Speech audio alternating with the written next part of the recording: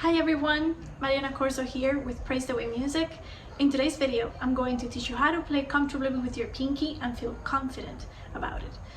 Two of the main reasons why we don't feel comfortable when we play with our pinky is because we haven't learned what the right position for the hand is so that you can comfortably play with it. And the second reason is because your pinky is the weakest finger of the hand and we have to strengthen it with a lot of patience and a lot of love, little by little, always making sure to not overdo it and hurt it. Okay, so these exercises that I'm going to share with you, I recommend that you practice them every day for short periods of time. Do not overdo it so that you do not hurt your hand or your pinky. So we're going to get started by holding your violin in guitar position and placing your hand right here where the neck meets the body of the violin. Then we're going to transition into playing position. And I'm going to get a little bit closer so that you can see me. And the hand is going to stay in the same position. Now, some things that I want to point out is that your thumb is going to be relaxed. You're going to have the bottom knuckle of your index finger touching on one side, see, of the neck, and then the thumb on the other side. And then the palm of your hand is going to be touching the shoulder of the violin, and there's going to be a straight line all the way from your hand to your elbow. You can see that I'm making a V shape right here with my arm. That's very important. Then let's check out the fingers. The fingers are going to be curved and with the tips on the strings. I'm not really going to be pressing down on the strings. I'm just going to keep the fingers lightly touching the string like you can see right now. Now what I'm going to do next is I'm going to do some tap dancing with my pinky. So just keeping it right next to my ring finger, I'm just going to tap it on the E string. See? Now when I do this tapping, you want to make sure that you're starting the movement from the base knuckle. So you can actually touch the base knuckle with your right hand and move the finger back and forth so that you can see what that feels like. See? So you move it back and then you place it on the string. And then you can actually lift it fast as if you are touching something very hot. Sometimes you will hear a little sound, that's good. What we're going to do next is we're going to do some left hand pizzicato with your pinky. So we're going to do that left hand pizzicato on the E and the A string. So we're going to pluck the string with your pinky and then on the A string and the E string and the A string. Okay, next we're going to move the hand back to first position and keep everything the same, the way we had it when we were down here. Okay, so the fingers are curved. I have a straight line from my hand all the way to my elbow. My thumb is relaxed, and in between my first and second finger I have a space in between my hand and the neck of the violin. I'm going to show you what that looks like. See the space right here? That's very important. We don't want to be squeezing the neck with our hand, so we definitely want that space there. Okay, they call it a window. You can see through the window of my hand.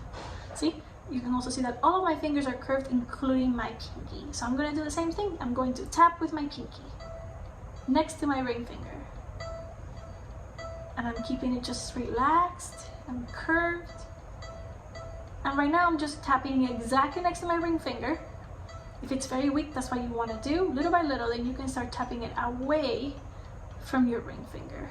Okay, then we're going to do the same thing, left hand pizzicato on your E string, and then on your A string, and on your E string, and on your A string. And that is the first exercise. Now the reason I want you to start over here, what we call third position, is because if you start from first position, most times we're going to have the hand far away from the fingerboard, and if you try playing with your pinky that way, your pinky is going to be completely straight and you won't be able to play very accurately with it. It's going to be usually out of tune and it's not going to be very strong. For the finger to be able to be strong, it needs to be curved and on the tip. When you have it straight, you're playing with the finger pad instead of with the finger tip. So it's good to start here because it shapes your hand correctly. See, the hand turned toward the fingerboard and placed correctly with all of the fingers curved on the string. Okay. Now this next exercise I learned from another teacher. Her name is Julia Bushkova. Check her out. This is called the Milestine Exercise. So what we're gonna do in this Milestine exercise is we're gonna place the hand a little bit differently, but just follow along with me.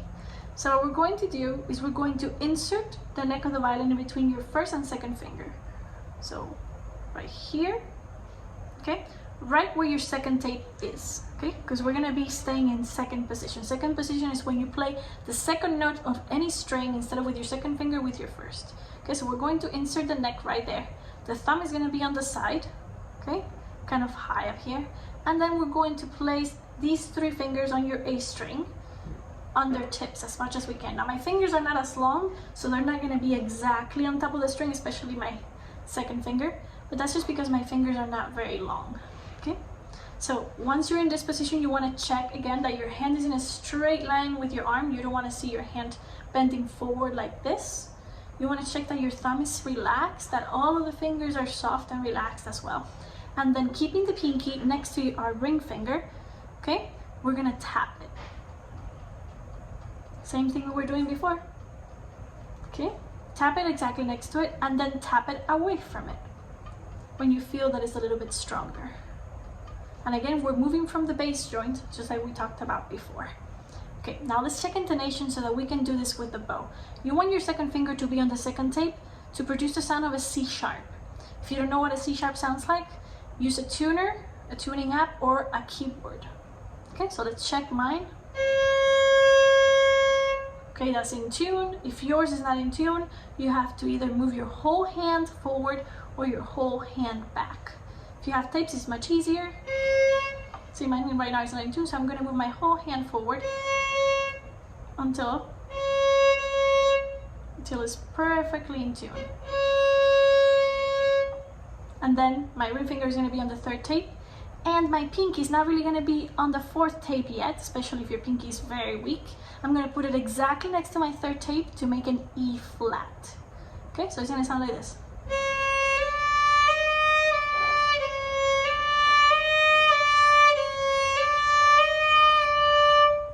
Okay, the stronger your pinky gets, then you might be able to get it all the way to your 4th tape.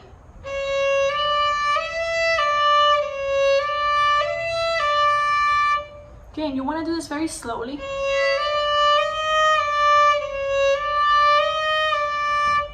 Okay, after you do that, let's say very few times every day, then what you're going to do is we're going to bring the hand back to normal.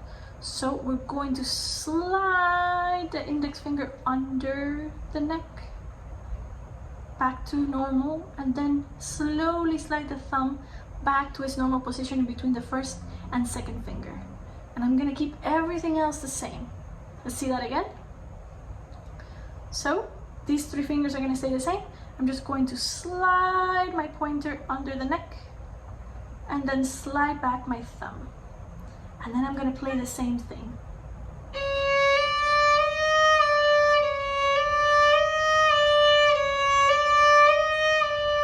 And then only an E flat for now.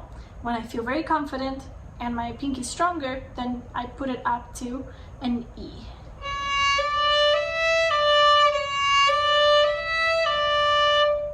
Okay, once you've done this, then you can play some exercises, some violin etudes.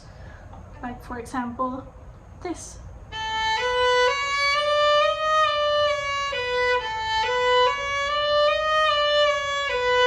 First with E flat, and then eventually with E natural.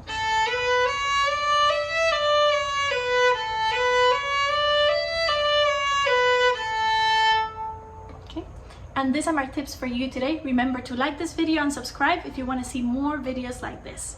Thank you for watching.